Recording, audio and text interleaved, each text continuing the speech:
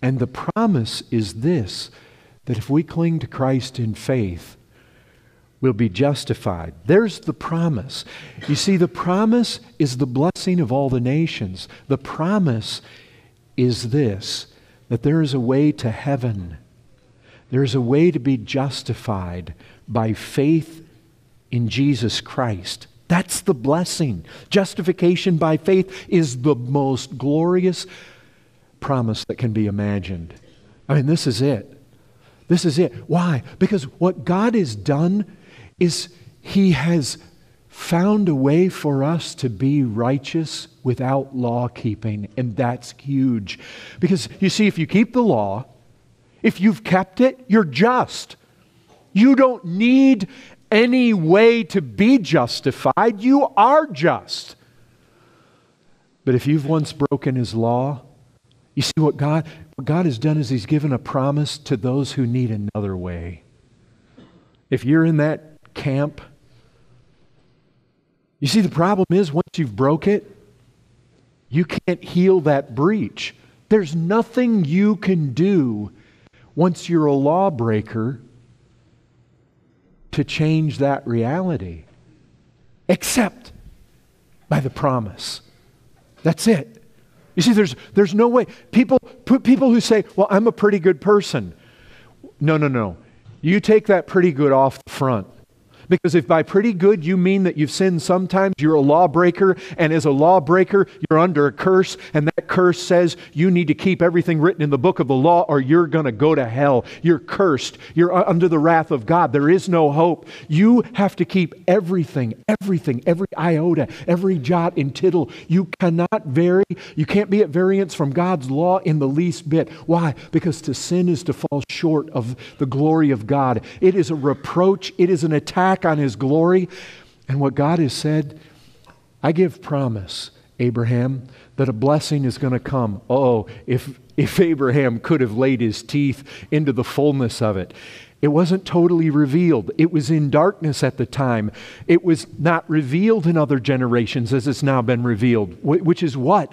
We Gentiles, there is a way to heaven. There is a way to have our sins dealt with that does not require me to keep God's law. And that is the promise. Justification. What is that? Justification is an act, a gracious act of God, where He counts you righteous, not because you are righteous, not because you've done good, not because you've kept the law, but He counts you as such based on the merits of Jesus Christ. By His obedience, by His perfections, by His obedience all the way to the cross, by His death, by His righteousness. He fulfilled all righteousness. And it's by this. Oh, do you hear those words? David spoke them, and they're repeated by Paul in the 4th of Romans. But blessed is that man against whom God does not count his sin. If you're good, you have no need of this. If you're good, if you came in here today and aside from all of this, you can say, well, I'm a pretty good person. Well, then you don't need this. You see, Jesus said, those who are well, they don't need a doctor. This isn't for you. God hasn't designed a way to justify people who have kept the law, who are good people. That's not what this is for. This is for people who need another way.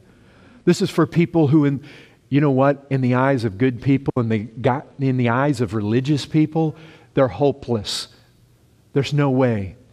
You see, this is for people like the thief on the cross who have done nothing but live a life of wretchedness and debauchery and sin and thievery, and they've got nothing. And they don't have time left to even try to repair their bad record, which is basically what most of the false religions teach. Do enough good and you can undo the bad. But you see, no matter how much good you do after you've broken the law, you're unjust.